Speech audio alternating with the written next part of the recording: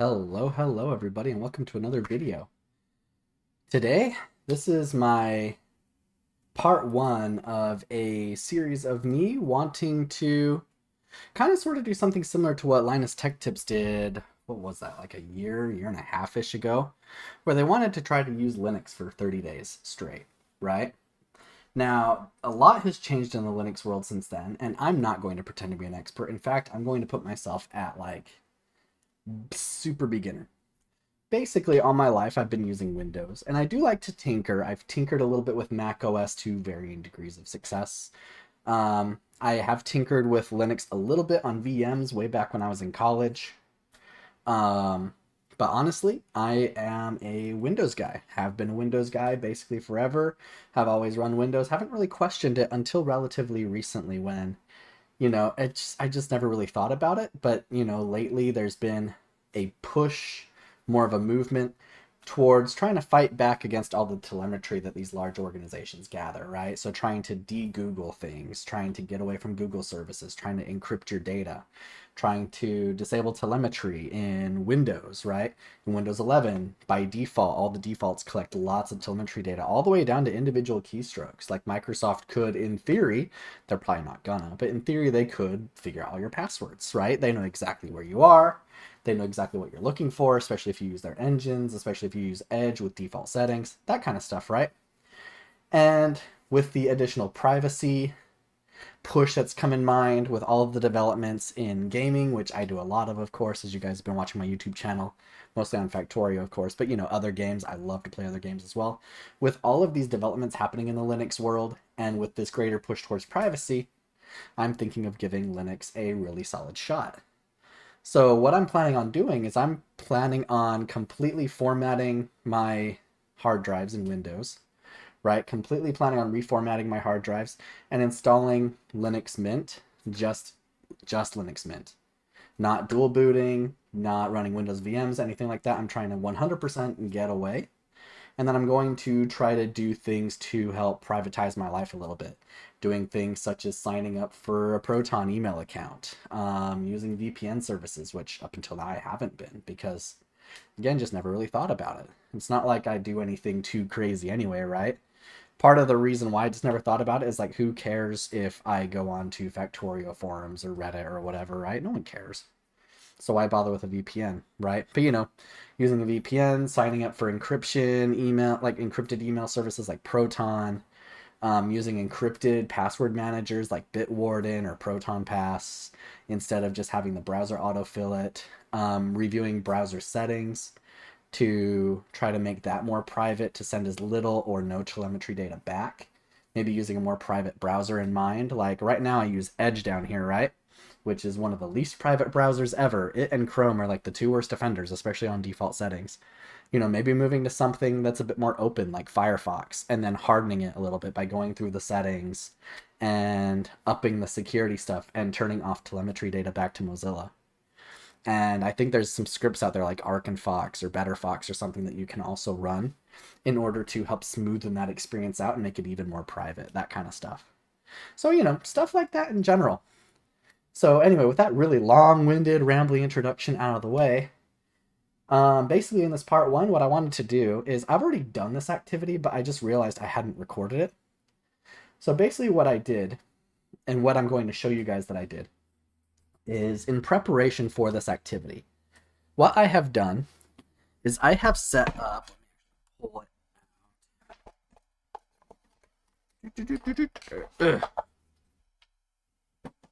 All right. I've got two USB sticks. Two USB sticks. You may or may not be able to see them because of the background thing. Two USB sticks. The smaller one here, this Cruiser Blade, has Windows 11 media creation, right? So what I did is I went to Edge, looked up Windows 11 media creation tool, grabbed that first link, hit download now on the installation media, which downloads this media creation tool, ran that guy on this USB stick. So this has a Windows 11 installation media on it in case something goes wrong, or if after 30 days I just can't stand Linux for one reason or another, then I can come back to Windows, right? That's all this is for. This is plan B, the backup plan.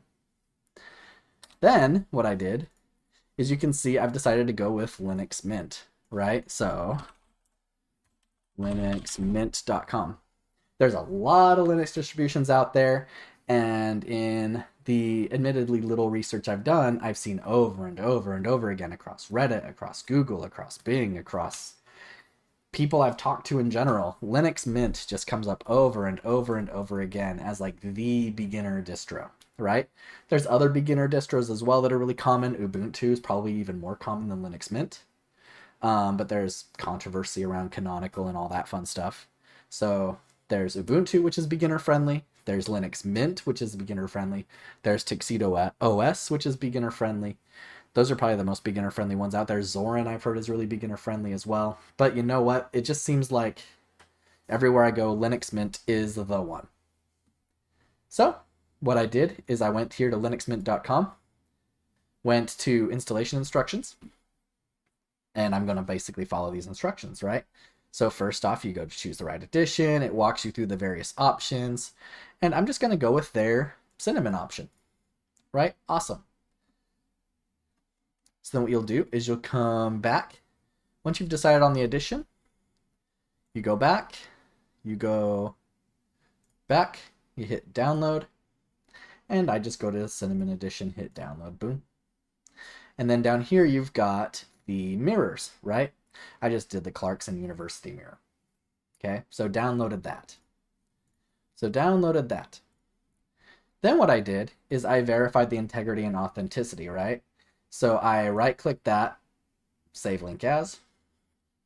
I just put that in downloads as well. And then right-click, save link as. Put that in downloads too.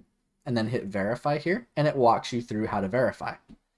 So basically, in order to verify, because when you use a mirror to download Linux Mint, right, you aren't 100% certain of the authenticity of that ISO download, right? There could be an issue with it. So you want to verify that. And the way you want to verify is you want to do a checksum, right? You want to check the SHA-256 hash that the ISO has, compare it against the expected ones that the Linux Mint team expects the ISO to have, right? So to do that, you follow these instructions.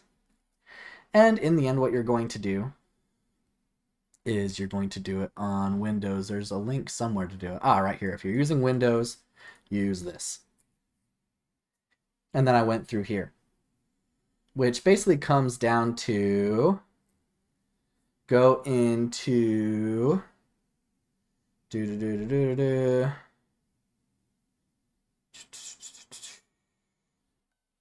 which basically goes to, you want to go to this GNUPG.org website, come down here, hit download for Windows in order to install this GNU-PG, which I already did, but you'll download that, you'll run that, you'll install it, and then what you'll do is you will come back to here, and then you will go to your downloads. So you will right click on downloads, is where I put everything, right? And I go open in terminal, which opens up a PowerShell, which is not what you want. So what you do in PowerShell is you just hit CMD to go to your command lines. Now I'm in command line. And then I just run this, right? So basically what I do is I go cert, util, hash file, and then Linux tab. You can use tab to autocomplete. So I just typed LIN tab, there's the ISO, and then I go SHA-256. That's going to run for a little bit, and I mistyped hash file. So cert, util, hash file, Linux Mint, SHA-256, run. It's going to take a second, and then it's going to spit out this hash. So you double click on it, you right click on it, that's going to copy it.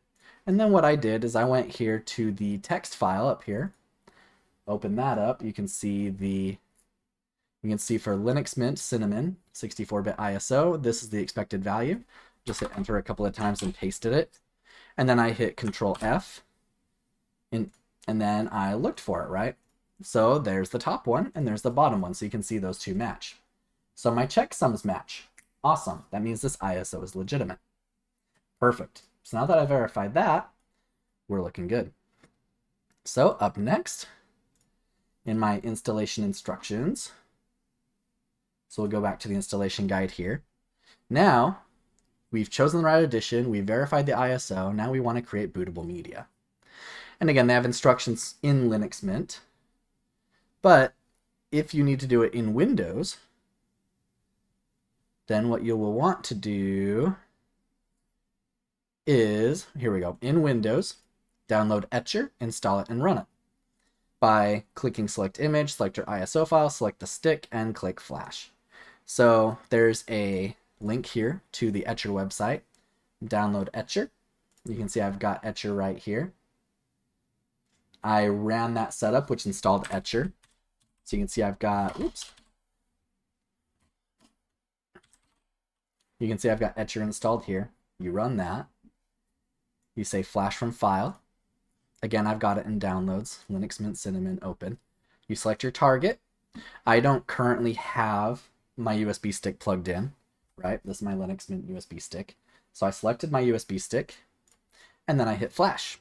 And it took about 10 to 15 minutes to run, flashed Cinnamon onto that USB stick.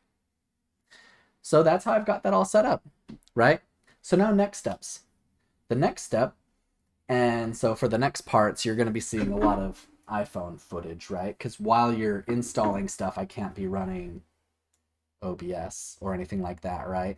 So yeah, for the next few parts, you're going to be seeing iPhone footage. But basically, the next step now is I'm actually going to use the Windows USB stick because I know how to install Windows. I've reformatted my hard drive and reinstalled Windows numerous times. I'm rather good at it, I feel like. So what I'm going to do is I'm going to use the Windows one because I know how that works.